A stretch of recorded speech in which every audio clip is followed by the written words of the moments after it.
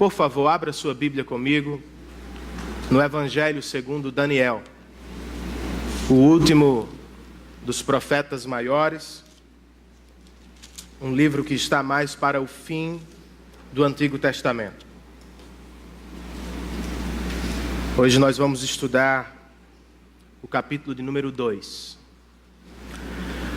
Voltando de uma conferência, eu parei com alguns irmãos em um posto de gasolina para uma xícara de café.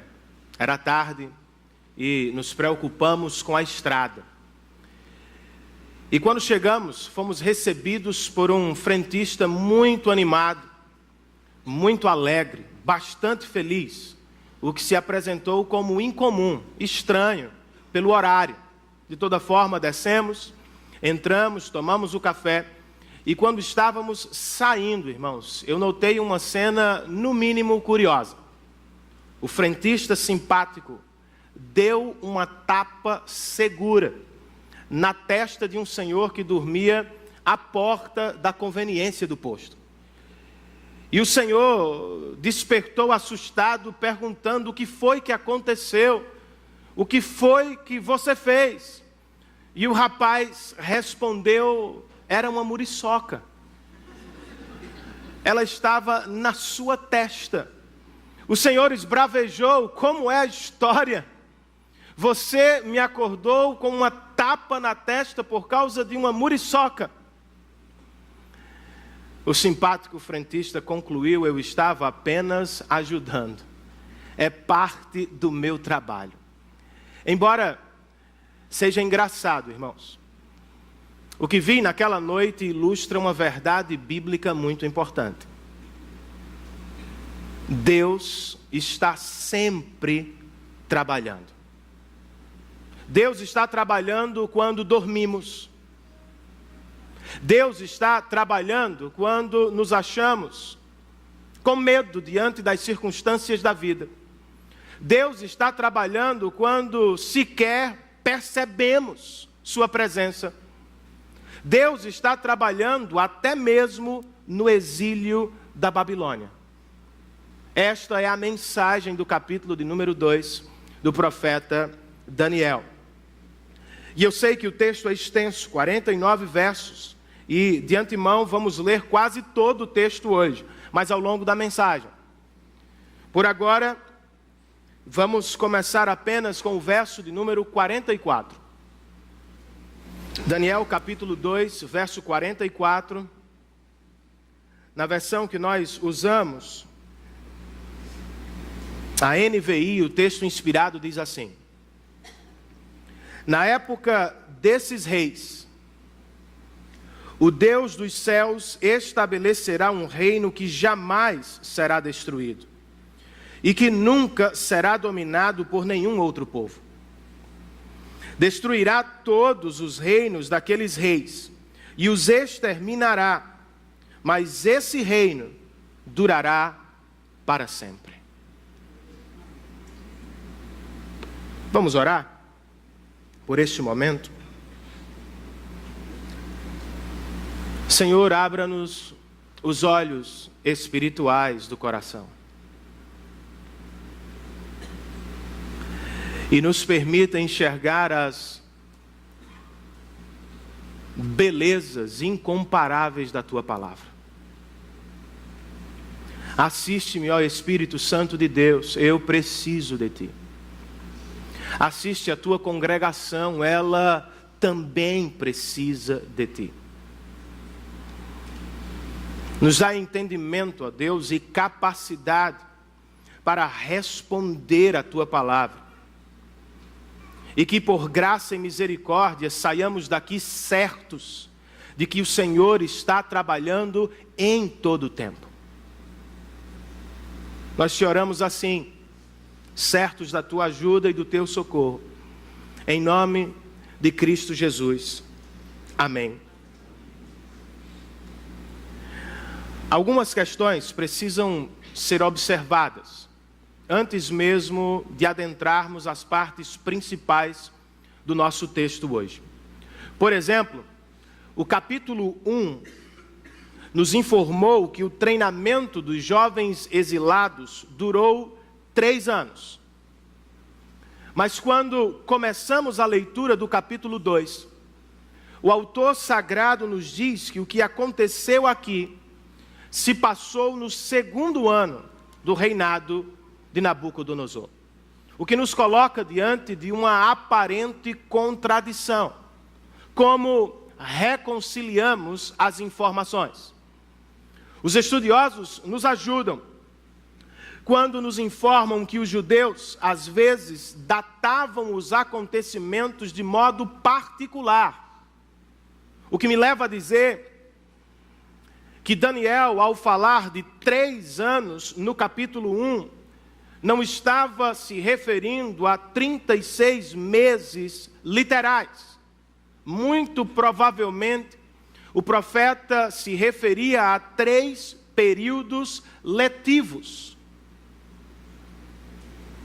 Outra questão que merece destaque aparece no verso 4, quando o texto bíblico nos diz que os astrólogos responderam ao rei em aramaico. Do capítulo 2 ao capítulo 7, o texto original do livro de Daniel se encontra em aramaico. E do 8 ao 12, bem como o 1, está em hebraico. Por quê? Porque a mudança de língua na escrita do profeta. O erudito Sinclair Ferguson diz que não há resposta fácil. Contudo, ele se propõe a ajudar quando escreve: por se tratar da história do mundo de Deus, do capítulo 2 ao 7, Daniel fez uso da língua universal de seus dias, o aramaico. Mas para tratar do povo de Deus dentro da história do capítulo 8 ao 12, o profeta teve o cuidado de usar o hebraico, a língua sagrada do Antigo Testamento. Se esta é a razão por trás de sua escolha, irmãos, Daniel está nos apontando para algo que acontece muitas vezes ao longo do livro. Deus está trabalhando dentro do tempo e do espaço. Ele não está trabalhando apenas sobre a história. De acordo com o que vamos ver no capítulo 2, Deus também está trabalhando dentro da história, para a glória do seu nome e para o bem do seu povo. A pergunta é: de que maneira Deus está trabalhando? Como percebemos o trabalho de Deus neste texto? A partir das principais porções do capítulo, o profeta nos oferece 3 respostas, e elas estão listadas na 2ª página do nosso boletim informativo. De que maneira Deus está trabalhando? Daniel responde: Deus está trabalhando na história de maneira perturbadora. Ao longo dos 13 primeiros versos do capítulo, irmãos, nós percebemos que há 2 perturbações em curso. Uma é noturna e a outra é diurna. O profeta nos apresenta inicialmente a perturbação que se dá à noite, versos 1, 2 e 3. No 2º ano de seu reinado, Nabucodonosor teve sonhos. Sua mente ficou tão perturbada que ele não conseguia dormir. Por isso o rei convocou os magos, os encantadores, os feiticeiros e os astrólogos, para que lhe dissessem o que ele havia sonhado. Quando eles vieram e se apresentaram ao rei, este lhes disse: tive um sonho que me perturba e quero saber o que significa. Um sonho, portanto, perturba o rei da Babilônia. E nós nos perguntamos por quê? Porque alguém poderoso como Nabucodonosor, alguém influente, está perturbado à noite. Porque alguém que está no processo de gravar seu nome na história, como um grande imperador, como o construtor de uma das maravilhas do mundo antigo, porque alguém assim está preocupado com um mero sonho. Como veremos no decorrer do texto, irmãos, os sonhos de Nabucodonosor se resumem aos reinos passageiros deste mundo. Seus sonhos são miragens. Suas maiores e mais fortes ambições não vão sobreviver à ação de Deus na história.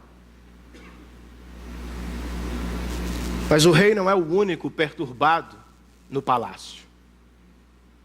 Ao receber seus sábios, no início do dia ele perturba seus melhores funcionários. Verso 5.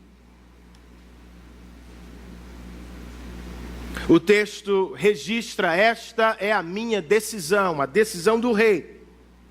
Se vocês não me disserem qual foi o meu sonho e não o interpretarem, farei que vocês sejam cortados em pedaços e que as suas casas se tornem montes de entulho. Bonzinho Nabucodonosor. Imediatamente os sábios ficam perturbados, porque eles foram treinados para interpretar sonhos, não para revelar sonhos. Não sabem o que fazer.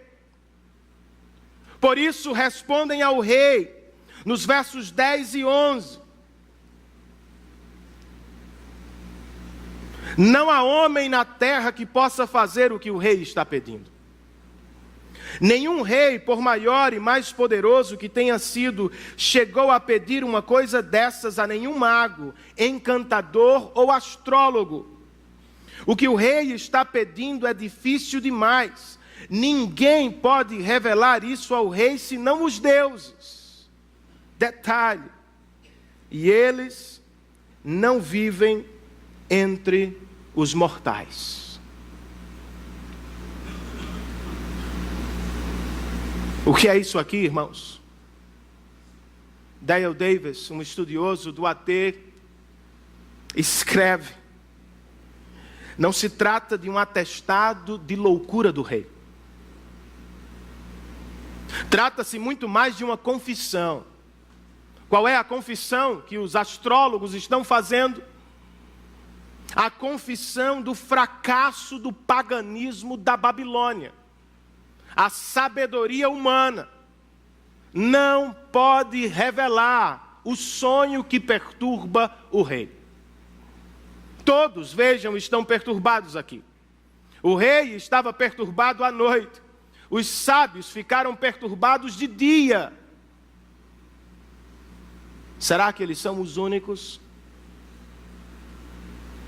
Será que não há entre nós pessoas que estão igualmente perturbadas com suas vidas? E por que estariam? Ou por que algumas pessoas estão agora mesmo perturbadas? Algumas pessoas estão perturbadas hoje porque sentem ou experimentam um vazio interior, como foi o caso de Nabucodonosor. Embora sejam ricas, poderosas, elas sentem que lhes falta algo no coração. Mas elas não sabem onde encontrar este algo. Por isso vivem sob a tirania da ansiedade. Ou estão perturbadas porque morrem de medo de perder o que construíram, morrem de medo de sonhar com a possibilidade, ou estão perturbadas tentando conquistar cada vez mais, como se o mais fosse resolver o problema do coração. Outras pessoas estão perturbadas porque a sabedoria humana se revelou insuficiente. A sabedoria religiosa dos homens, com suas promessas de iluminação e paz interior, as deixou no mesmo lugar de insegurança de sempre. A sabedoria secular, com suas promessas de sucesso, poder e conquistas, as enganou. Do lado de fora elas estão bem, tem sucesso, tem dinheiro, tem conquistas, mas do lado de dentro continuam vazias. Como os funcionários do rei se frustraram com a sabedoria deste mundo.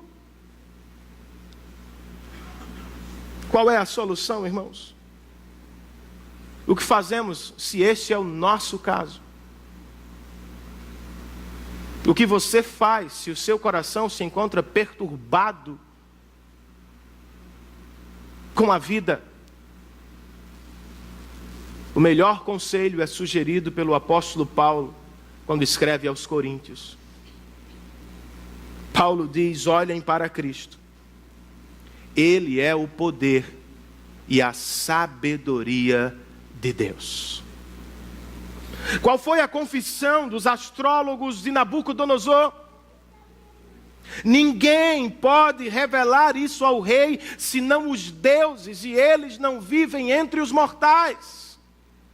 Esta, porém, não foi a declaração de João, o apóstolo. Na abertura da sua narrativa, João escreveu: aquele que é a palavra tornou-se carne e viveu entre nós. Nós vimos a sua glória.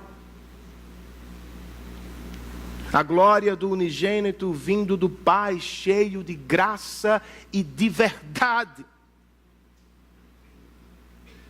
O que quero com isso, irmãos? Se Deus tivesse ficado distante, Daniel e todos os sábios da Babilônia teriam morrido. Mas ele não ficou. Deus se aproximou do seu servo, revelou o sonho de Nabucodonosor e salvou a todos. Se o Senhor não tivesse se aproximado de você, você teria ou estaria em processo de morte eterna. Mas louvado seja o seu nome para sempre. Porque em Cristo, Deus se aproximou de nós. Em Cristo, irmãos, Deus se aproximou de você. Sua sabedoria é vista na cruz. Quando justiça e graça se encontram sobre a mesma pessoa, seu poder é manifestado no Calvário como em nenhum outro lugar. Onde o Rei da Glória se torna servo de todos para salvar sua igreja.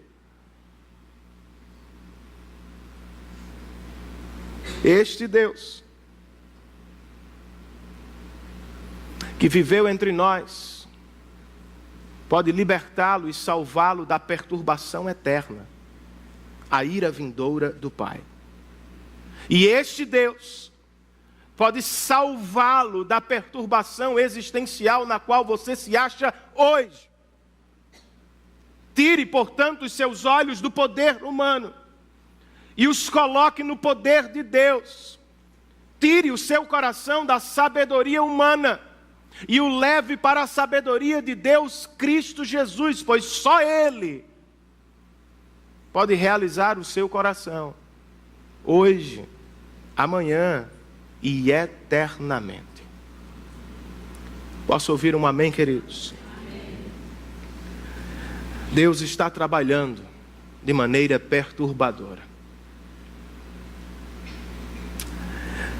Segundo a resposta do profeta Daniel, Deus está trabalhando de maneira reveladora. O rei está perturbado, seus melhores homens também estão perturbados. Mas o que podemos dizer do servo de Deus, do jovem judeu que está exilado no império da Babilônia? Como é que Daniel responde à mesma crise, à mesma perturbação do palácio? O verso 14, irmãos, nos ajuda quando registra Arioque, o comandante da guarda do rei, já se preparava para matar os sábios da Babilônia, quando Daniel dirigiu-se a ele com sabedoria e bom senso. Percebem o contraste? Todos os sábios da Babilônia estão desesperados. Daniel não. Calmamente, Daniel responde com sabedoria e bom senso. E para onde a sabedoria o leva? Ele ganha um tempo como rei. E diz então o verso de número 17, que Daniel voltou para casa, contou o problema aos seus amigos Ananias, Misael e Azarias, e lhes pediu que rogassem ao Deus dos céus, que tivesse misericórdia acerca desse mistério. Daniel também não sabe como resolver o problema, irmãos. Ele não tem a revelação do sonho do rei. Mas o que ele faz? Ele cai de joelhos. Ele reúne seus melhores amigos, não para encontrar neles uma resposta, mas para que eles caiam de joelhos com ele, e todos busquem a Deus por uma resposta. Daniel era um homem de oração. E há um detalhe curioso aqui. Quando Daniel menciona a palavra misericórdia, ele está provavelmente se lembrando do rei Salomão e da oração que o rei fez na inauguração do templo. O rei Salomão pediu ao Senhor que ele sempre tivesse misericórdia dos servos, dos seus servos espalhados por toda a terra, quando se voltassem para o templo. Mas o templo não existe mais, irmãos. O templo foi destruído. O templo está em ruínas. Daniel continua orando. Por quê? Daniel sabe que o templo está arruinado. Mas ele também sabe que Deus não está arruinado. Ele sabe que o Senhor está vivo e que está trabalhando até mesmo na Babilônia. Por isso ele ora.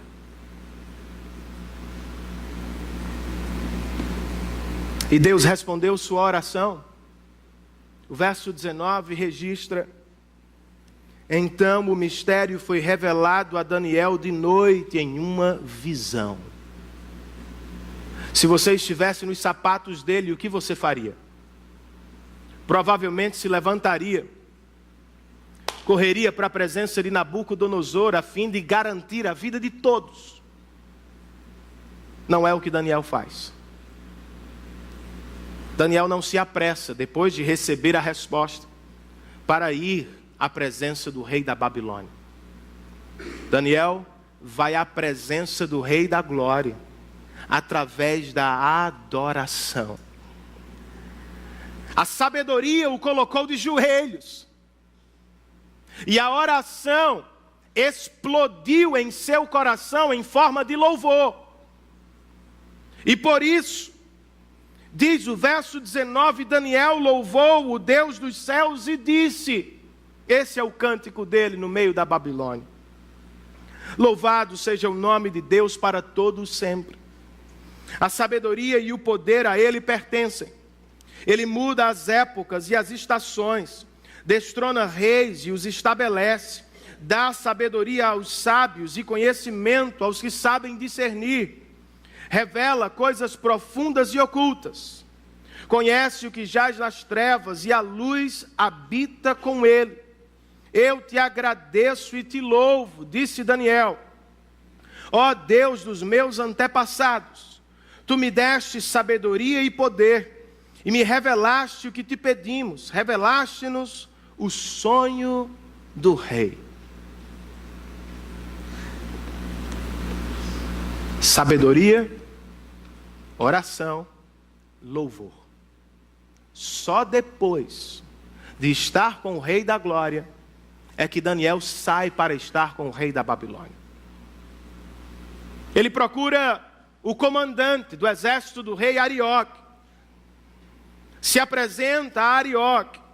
E o texto nos diz, no verso de número 25, imediatamente Arioque levou Daniel ao rei e disse, como se estivesse tomando a glória para si: eu encontrei um homem entre os exilados de Judá que pode dizer ao rei o significado do sonho. O rei questiona Daniel e o profeta responde em contraste direto a Arioque, com a humildade que marca os servos de Deus. Versos 27 e 28. Nenhum sábio, encantador, mago ou adivinho é capaz de revelar ao rei o mistério sobre o qual ele perguntou. Mas existe um Deus nos céus que revela os mistérios. Quanto a mim, verso 30, esse mistério não me foi revelado porque eu tenha mais sabedoria do que os outros homens, mas para que tu, ó rei, saibas a interpretação e entendas o que passou pela tua mente. Daniel aproveita a oportunidade, irmãos, para dar glórias a Deus. O rei está perturbado, seus sábios também, mas Daniel responde com sabedoria. O que você faz quando não sabe o que fazer? O que você faz quando as pessoas à sua volta se encontram desesperadas, perturbadas? A partir do modelo de Daniel, o texto parece nos aconselhar: sejam sábios. Busquem a sabedoria desde cedo. Sabedoria bíblica tem dois aspectos. Um é objetivo e o outro é subjetivo. De maneira objetiva, nós temos na palavra de Deus tudo o que precisamos para saber quem Ele é, para conhecer o que Ele fez por nós e para saber o que Ele espera de nós. Contudo, embora a Bíblia seja uma grande dádiva para a igreja, nós ainda precisamos aplicar seus princípios às mais diversas situações da vida. E aqui mora um problema, irmãos. Os cristãos gravitam em torno dos polos da sabedoria. Alguns conhecem a Bíblia profundamente, sabem de cor boa parte de seus textos. Mas na hora H, na hora de um dilema, no momento da aflição, não se apropria do que sabe, ou não consegue aplicar a Bíblia às situações da vida. Na prática, respondem aos problemas da vida com a sabedoria humana. Outros desprezam a Bíblia, colocando-a em segundo plano, preferindo suas próprias intuições ou impressões subjetivas. Daniel não está nos polos. está no centro. Ele conhece a revelação objetiva de Deus. Ele sabe quem é o Deus que se revela nas Escrituras. Mas ele também aprendeu a esperar, a depender de Deus dentro das situações da vida.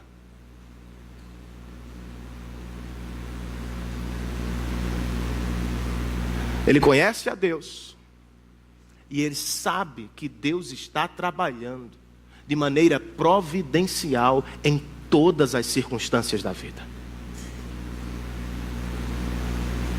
O que fazemos quando não sabemos o que fazer? O texto também parece nos aconselhar a partir do modelo do jovem. Sejam sábios, caiam de joelhos. Foi o que ele fez. Daniel não foi tomado pelo desespero da corte real. Todos estão perturbados, todos estão desesperados. Daniel não. Ele ainda não tem a revelação. Ele ainda não sabe qual será o desfecho da história. Ele sabe que o templo de Jerusalém está em ruínas. Mas Daniel também tem outra informação, irmãos. Por isso ele cai de joelhos. Deus está trabalhando em todo o tempo. Meu irmão, não se desespere, por favor. Não responda aos problemas da vida como se você não tivesse um Deus. Como se você fosse um pagão. Foi o que Jesus disse aos seus discípulos. Por vezes vocês agem como se não existisse um Pai celestial. Vocês são filhos dele. E ele cuidará de todas as suas necessidades. Caiam de joelhos. Não sejam guiados pelo que vocês veem com os olhos da carne. Sejam guiados pelo que vocês veem com os olhos da fé. O Senhor está trabalhando. Agora, quando Deus revela, no caso de Daniel, o sonho, quando Deus atende às nossas petições, como é que nós reagimos? Quais são as nossas respostas? Lembre-se, Daniel não saiu correndo. Daniel não abandonou a sala de oração e foi imediatamente à corte real. Daniel ficou lá. Da oração, Daniel foi para a adoração. A adoração, irmãos. E não a oração. A adoração e não a oração é que revela a saúde espiritual do nosso coração. O Dr. Sinclair Ferguson escreve: o teste da nossa espiritualidade não está na oração fervorosa em tempos de crise. Veja se ele não está certo. Mas na adoração apaixonada em tempos de graça. Pois alívio momentâneo, desacompanhado de louvor, nunca será uma resposta adequada às misericórdias de Deus. Todo mundo ora em tempos de aflição, irmãos. Mas nem todos voltam para adorar quando recebem a resposta de Deus. Nós oramos, seguimos em oração, perseveramos em oração, e assim deve ser. Jesus nos ensinou assim. Mas quando enfim Deus nos concede a graça da resposta, como respondemos? Nos mostramos ainda mais maravilhados com Deus? Ou nos encantamos com as dádivas e respostas de Deus? Avalie o seu coração hoje. É uma noite propícia para isso. Qual tem sido sua prioridade? Você tem crescido na adoração apaixonada por Deus? Ou você tem se deixado vislumbrar pelas dádivas pequenas do Senhor? Não saia da sala de oração. Da oração, vá para a adoração ao Senhor da glória.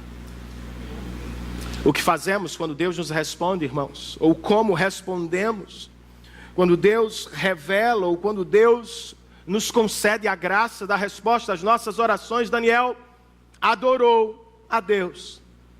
E Daniel se mostrou humilde diante dos homens. É assim que você vive. Arioque aqui é o modelo do reino dos homens, o modelo da autopromoção. Ele se apropria do momento, bate no peito e diz ao rei: eu encontrei um homem que pode resolver teu problema. Ele se aproveita de Daniel. Ele quer ganhar crédito com o rei. Esse é o modelo do mundo, ou não é?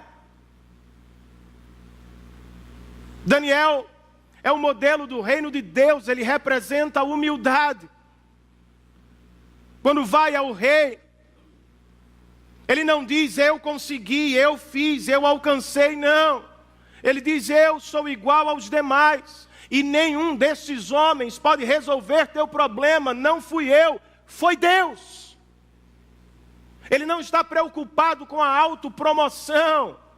Daniel está preocupado em usar cada oportunidade para promover a glória do Senhor. É assim que você vive, meu irmão. Aproveitando cada oportunidade para apontar para Deus, para desviar os olhos dos homens de você para o Senhor. Ou será que você se autopromove a cada oportunidade que recebe, a cada conquista que alcança, a cada presente que ganha? Tudo que você tem e tudo que você é veio de Deus. Portanto, a Ele toda a glória por tudo que somos e por tudo que temos. Se temos um carro é porque Ele nos deu. Se temos casa é porque Ele nos deu. Se estamos trabalhando é porque o Senhor nos agraciou, irmãos.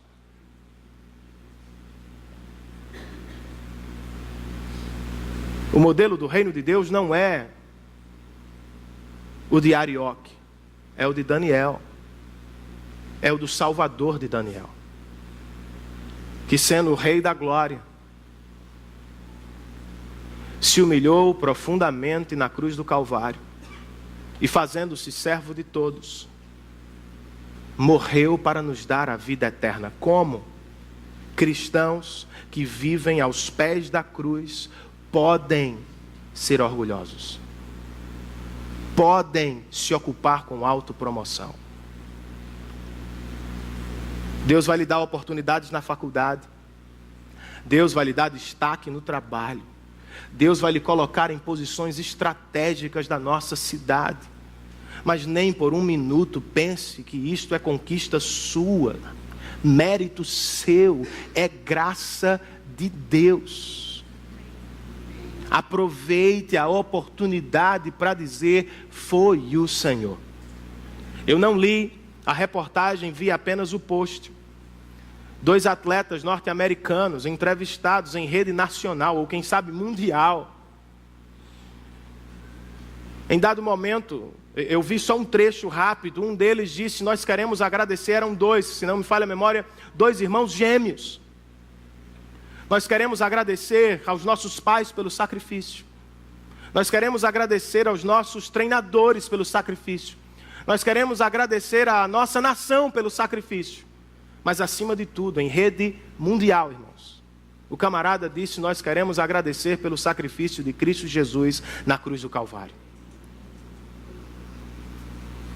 É por isso que estamos aqui nas Olimpíadas. Que o Senhor nos conceda esta graça de viver uma vida de humildade, e de adoração que se ocupa com a glória de Cristo e com a glória de Cristo somente. Deus está trabalhando de maneira perturbadora. Deus está trabalhando no exílio de maneira reveladora. E por fim, diz Daniel, Deus está trabalhando de maneira animadora. Daniel está agora diante de Nabucodonosor. Ele vai proceder com a revelação e imediatamente depois com a interpretação do sonho. O sonho é este. Verso de número 31, vamos retomar a leitura.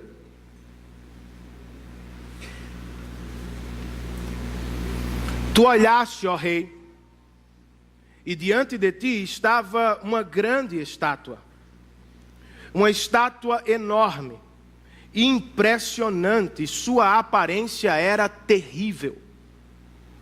A cabeça da estátua era feita de ouro puro. O peito e o braço eram de prata. O ventre e os quadris eram de bronze. As pernas eram de ferro e os pés eram em parte de ferro e em parte de barro. Enquanto estavas observando, uma pedra soltou-se, sem auxílio de mãos, atingiu a estátua nos pés de ferro e de barro e os esmigalhou. Então o ferro, o barro, o bronze, a prata e o ouro foram despedaçados.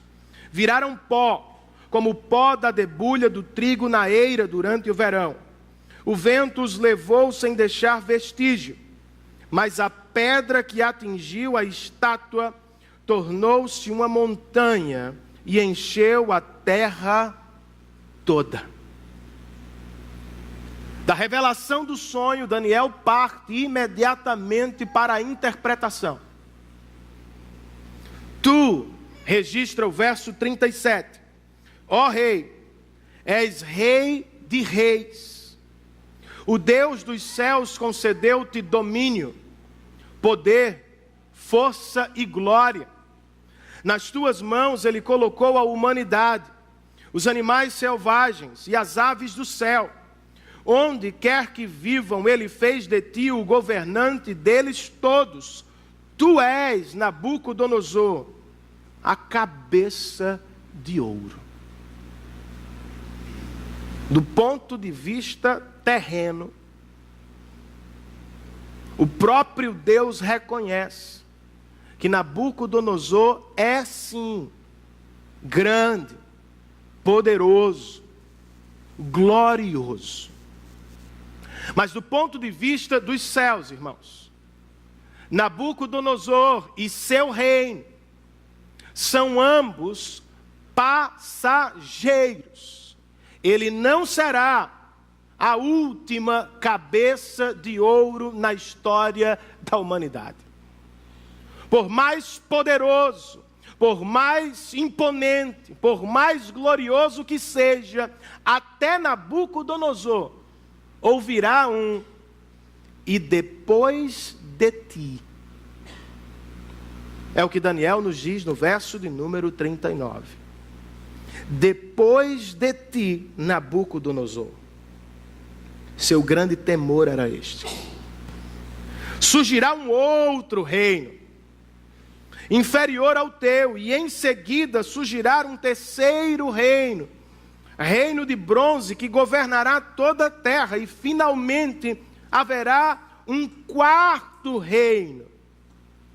E como era este quarto reino, irmãos, o verso 42 registra que este quarto reino será forte, ou em parte forte, e em parte frágil. Forte como ferro, fraco como barro. Ou seja, Nabucodonosor não é o único monarca que passará. O império da Babilônia não é o único que vai cair. Depois dele vem o Medo-Persa. Depois dos persas virão os gregos. Depois dos gregos, os romanos. Todos eles, embora fortes e poderosos, todos eles passarão e darão lugar a novos reinos.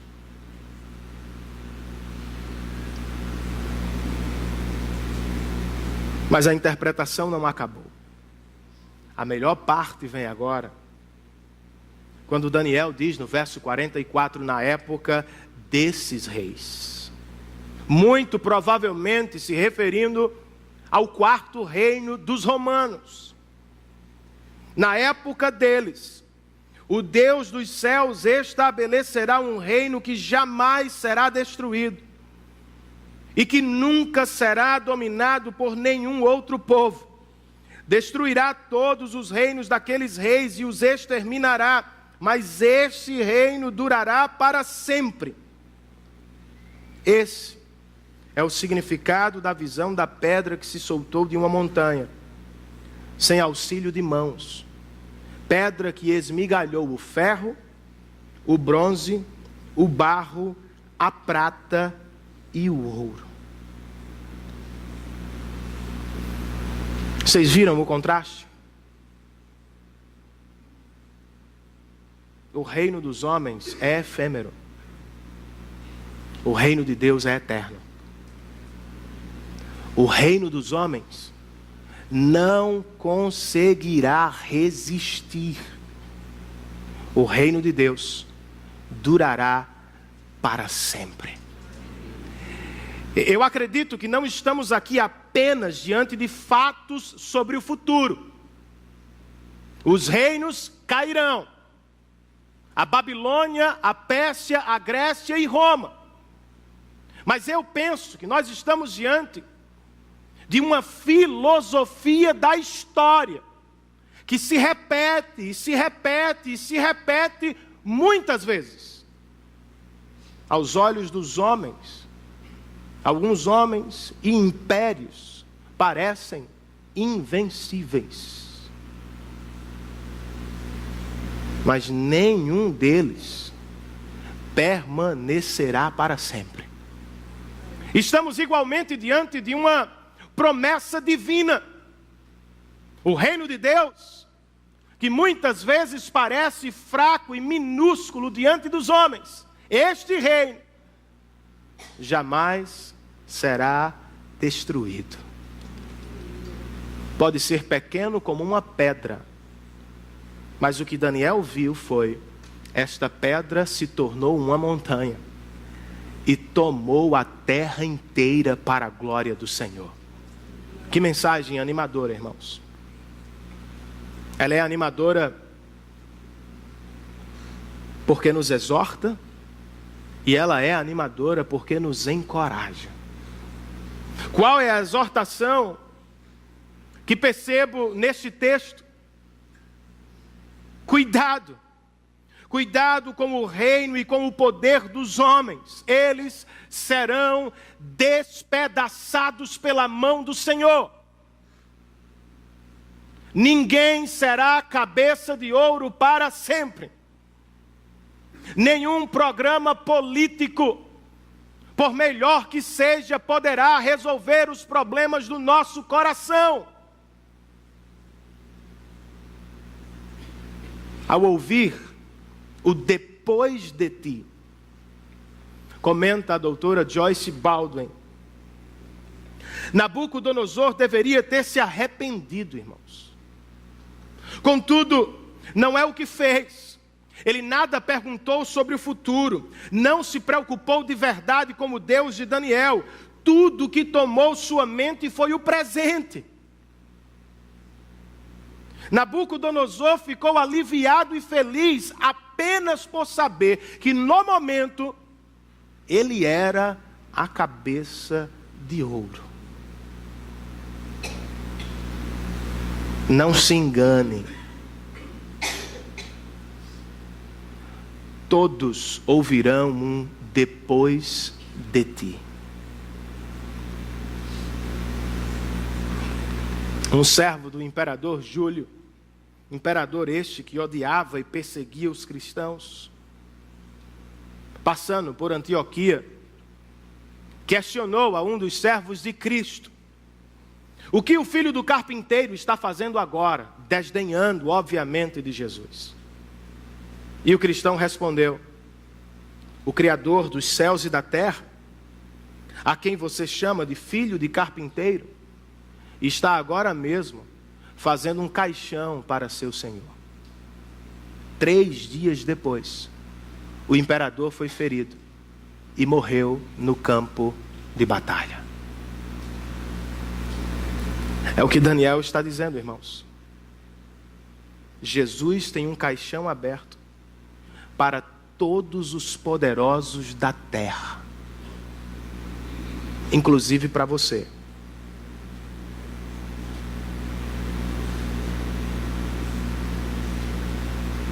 Por isso, o melhor a fazer não é bater no peito e se exaltar sobre os homens como se você fosse a única cabeça de ouro.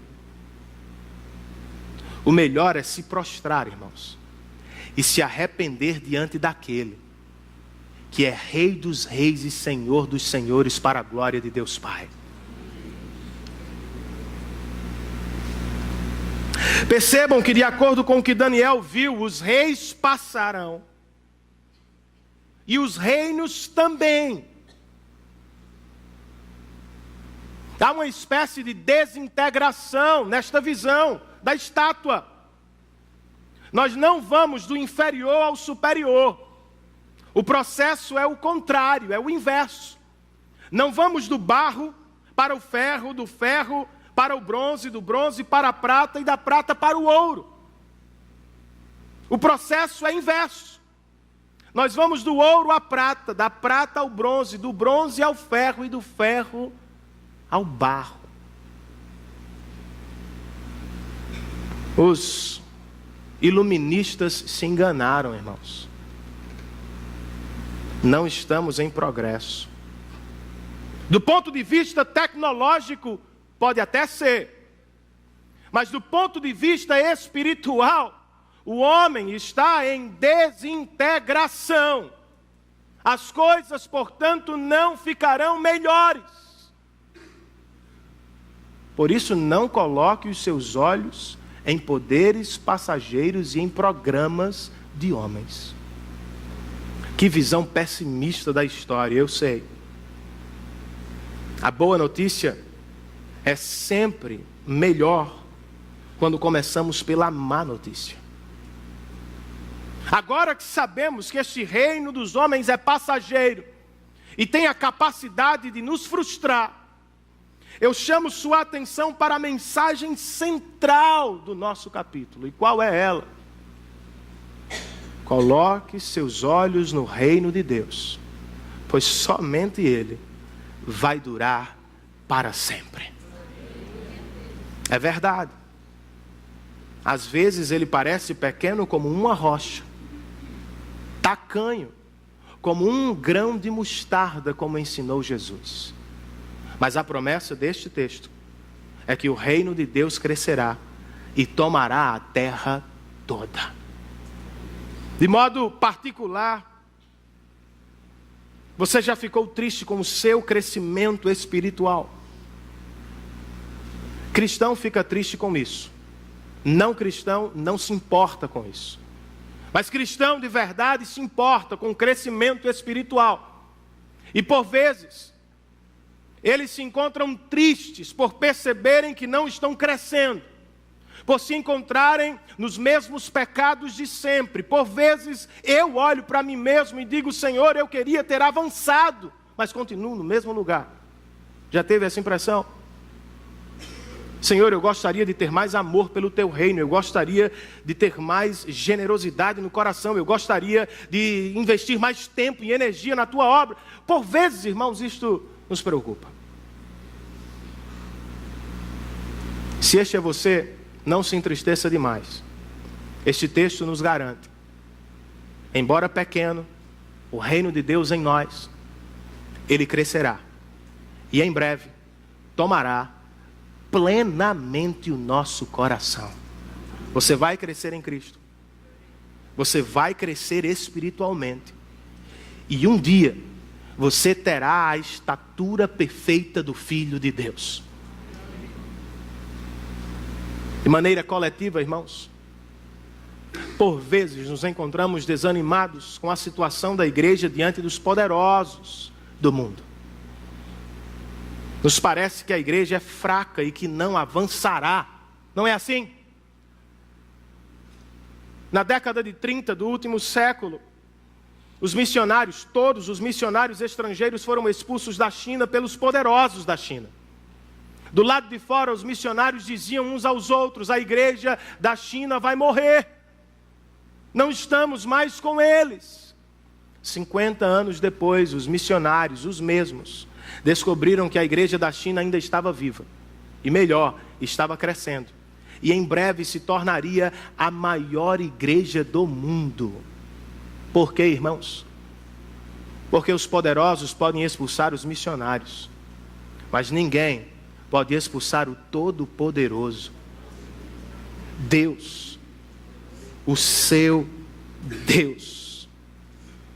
Esse texto também nos anima, irmãos, quando nos lembra que o reino de Deus está em curso agora. Não se trata apenas de algo futuro, como no caso de Daniel.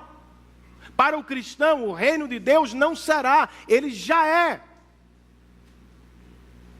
Em uma de suas primeiras pregações, Jesus disse: o tempo é chegado. Arrependam-se e creiam nas boas novas, pois o reino de Deus está próximo. Saúde. E em uma de suas últimas pregações, citando o livro dos Salmos e depois o livro do profeta Daniel, Jesus prometeu: a pedra que os construtores rejeitaram tornou-se a pedra angular. Todo que cair sobre esta pedra será despedaçado, e aquele sobre quem ela cair será reduzido ao pó. A pedra, portanto, não rolará. Cristo já rolou das mãos de Deus e está agora mesmo conquistando todos os reinos do mundo, irmãos. O problema é que ele não trabalha como você trabalha. Neste mesmo texto de Lucas, Jesus nos diz como Deus resolve o problema dos pecadores. Não é com armas, com tanques, com soldados ou com dinheiro. Ele resolve o problema dos pecadores com a morte do seu próprio filho. E isso não vai acontecer.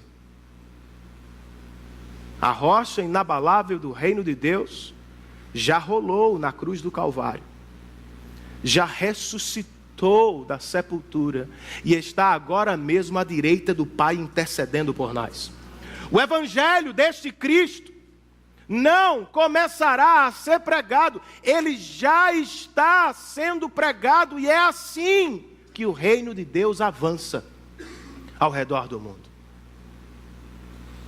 Eu sei que quando olhamos para frente, o que vemos muitas vezes são desafios, são dificuldades, são povos não alcançados, dezenas e dezenas de povos.